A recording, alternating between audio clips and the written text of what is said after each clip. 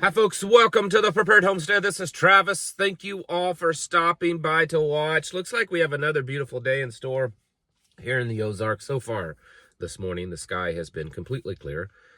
No cloud-like streaks through the sky that the airplanes are dropping on us. So far, so good. Beautiful day. A lot of stuff going on in the news, and it's once again it's like a cycle. It's like the news cycle is shifting away from what's going on in Springfield, Ohio, and Aurora, Colorado, and Chicago, and all these places with the illegals. Probably, and this is I always say this, people in general have about a 2-week attention span on a particular big subject, and then it shifts. They know that the news cycles, whether it's purposeful or if it's just organic, they start to lose interest, and so things happen in other places. I don't think it's a coincidence, but I'll leave that open for the possibility. It's shifted now back to the Middle East and Russia, Eastern Europe, with some things happening there actually over the last week or so. And I've talked about it a few times of how the relationship with NATO and Russia has gotten worse. It's continually getting worse, and so it looks like NATO, the West, the United States, is on the verge of giving Ukraine full, complete, absolute, uncontrolled permission to do whatever they want with long-range missiles. Several NATO countries have already said, hey, we're all for this, go for it. The United States has hinted that they're going to do this. And Russia has been letting the world know that if Ukraine starts taking Western munitions, long-range missiles, and attacking deep inside of Russia, that will be considered World War III, that they will go to war against NATO. The United States is saying that they're worried that that Russia will start attacking Ukrainian nuclear power plants. And Russia has threatened to do massive scale cyber attacks on the United States. So all that is building up. Will it happen?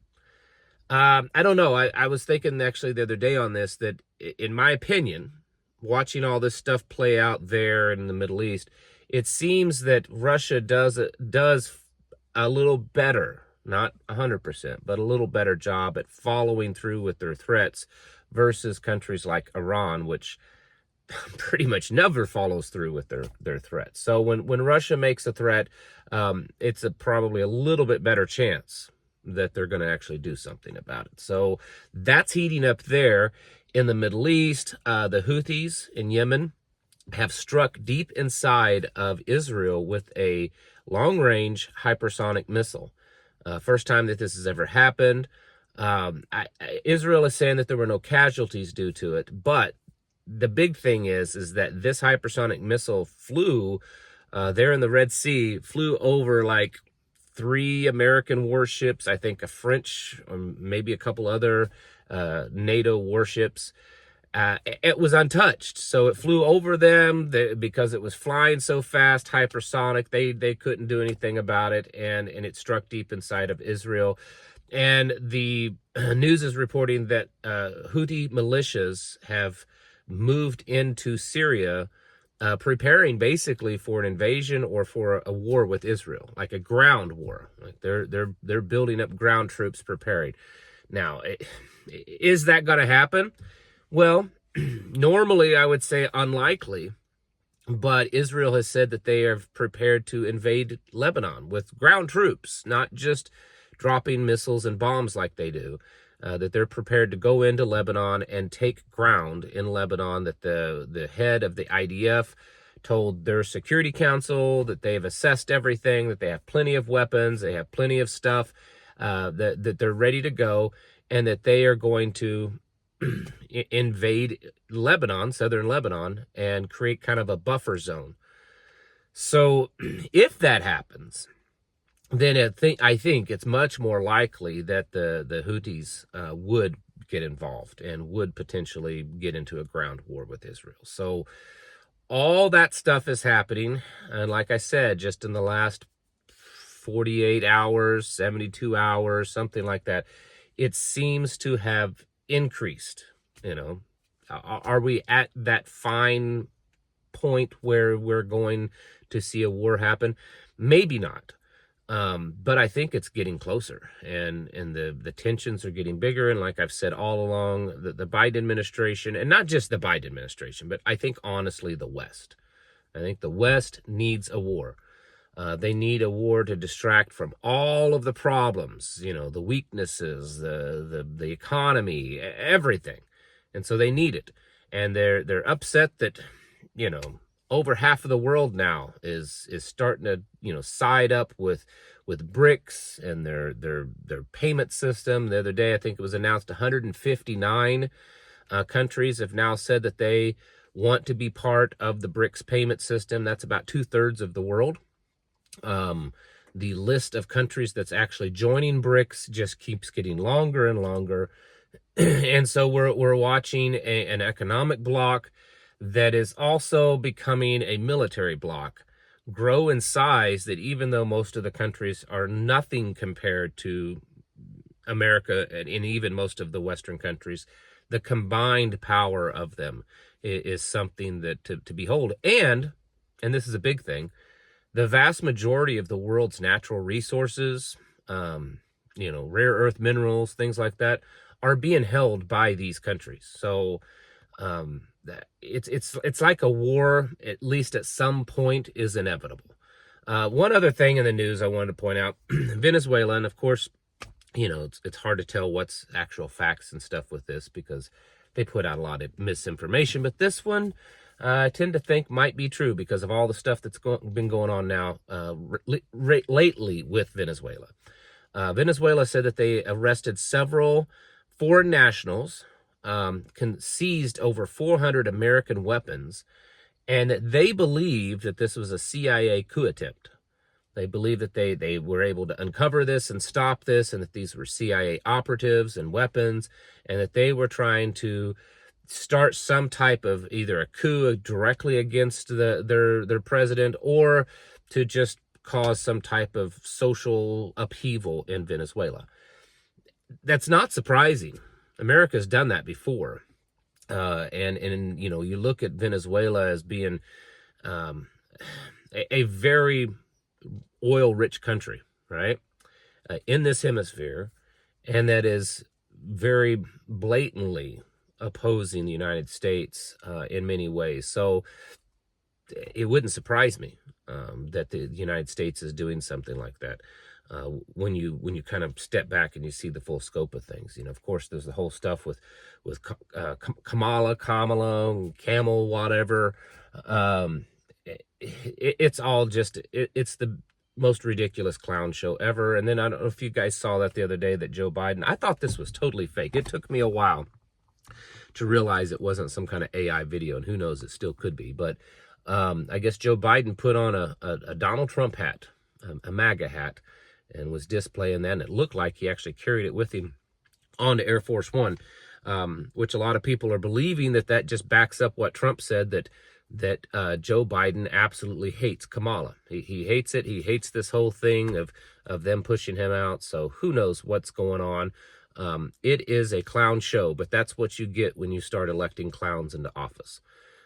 And considering the stuff going on in the world, gold skyrocketing, all these other problems, I mean, what are we supposed to do other than just get ready? One little side note, this probably has nothing to do with most of this, but I just want to mention it. The United States just commissioned a new submarine, and it's hard for me to say this without laughing. They commissioned a new submarine, and it's the first naval ship ever to be commissioned as a gender-neutral warship. I mean, most of you all know that, you know, they give them girl names. They refer to them as her, feminine, right? The ships, right? This is the first, they've announced the first gender, blah, blah, blah, gender-neutral warship. Gosh. Oh, wouldn't you just love to be sitting in the office or wherever they'd be sitting of Vladimir Putin or Xi Jinping or Kim Jong-un, any of those people, when they get the news, because, you know, they get this kind of news too. What would you like to hear the conversation going on when the news breaks in those areas that the United States Navy has commissioned its first gender-neutral warship? Oh, my goodness. You know, my answer is the same as it's always been, and it probably is boring and tiresome to hear for you to hear it sometimes, but it's true. Yes, we have to prepare ourselves, we as individuals, we as families, but really we as communities. The stuff, the scope of all the bad stuff that's happening, the scope and the possibility of bad stuff, it's bigger than just like you as an individual, you as a family can handle. You know, this isn't something that you can just say, I'm going to hunker down in my house and we're going to be fine. It's bigger than that. You know, we've got tens of millions of illegals poured into this country, and they're now affecting so many different countries, so many cities and towns and communities. There's a video, I don't know if it was true or not. I don't know. So many things are fake. There's supposedly a video in Dallas now, Dallas, Texas, where some woman is got a bird, and it's like a wild bird, you know, and is preparing it to eat it, some immigrant, you know, this kind of stuff. There's videos out of New York. They're all over. And I've been getting quite a few emails from you folks of, you know, little small rural communities saying, hey man, you know, like this busload of 15 or 20 of them just showed up, and now they've taken, you know, they've rented a couple of apartments, and, you know, we have 1,500 population, and we've got now 30 or 40 of them. And it's just growing. This problem is affecting us all. And it will affect us all more so as time goes on. And so just isolating yourself as, you know, okay, I'm just going to hunker down in my little, you know, home and I'll be fine. It needs to be more than that. We need to start re-strengthening the areas we live in. Because what that does in the end is that border of your property, let's say, right? You can say, well, as long I just keep it outside of my property. That's going to be an impossibility at some point, okay? And so whatever the size of property you have, a city lot or 1,000 acres, it doesn't matter. Is if you build a strong community and relationships with your neighbors, now that property line, that border, right, that you have to protect, it's now gotten bigger, but now you've got more people. And then there's this other effect that when the bad things happen or the bad people start moving in, when they see that that's a strong community and that it's not vulnerable because the people are working together and the people are alert to what's going on, and they're keeping tabs on each other, and they're willing to come to each other's aid, there's less likely, and this is just historically speaking, you can do the research, there's less likely of a chance of the bad people saying, you know, yeah, this is an area that I want to move in and take over. And the reason is because bad people look for weaknesses. They're not looking for strong victims to prey on. And it's no different than these illegals moving in. They see that there's an area that the people are sticking together, that they're having community meetings, that they're doing things together. They'll realize quickly that this is not a place for them, and maybe they'll just move on. Whereas if it's a place where no one's really saying or doing anything, you know, they may not like it, but no one's actually trying to stop it. The community is just kind of broken down, and people just live there and go about their daily business like drones. Then they see that that's an easy place to move in. And so we have to bring back. This is not some new concept, folks. This is the way humans have lived since God created us. Only in recent modern times did we stop living this way. And I think looking at how we've become in those recent times, it wasn't a healthy way for us to shift our lifestyles, our community life. So we need to switch back to, you know, the days of like when our grandparents were around and before then, where they didn't run to government. They didn't need help outside. You know, whether it was taking care of the elderly and the widows and the poor and the children, and you know, the economies were local. Aid for just bad things, it was all local. It was all local. People kept their money locally. They were buying things from each other, not going outside the community. If there was a need in the community, people came together and helped. And what that did is that people were investing in their community. And so then when bad things happened, they they had an emotional investment also into it by doing that. And so they saw value in their community. And so that they were willing to stand up and try to fix it and protect it and take care of that community. Nowadays, people don't put anything into their community. They don't see it as a value. They don't even see it as a thing. And so when bad things come and happen into their area, all they're worried about is taking care of themselves, and they don't even see that the community exists. There's no value there to them. And so they don't care what happens to it. Whereas when you put investment in it, time, money, sweat equity, emotions, then when bad things happen, you feel an attachment to that, and you're willing to stand up. Oh no, this is my community where I live. This tornado, I want to see it come back to normal. I want to see it rebuild, or whatever it is, or crime. Oh no, we can't have that in our community. And so people that invest in it, then they actually stand up and work hard to fix things, because they've put something in it and they want to see it survive and thrive.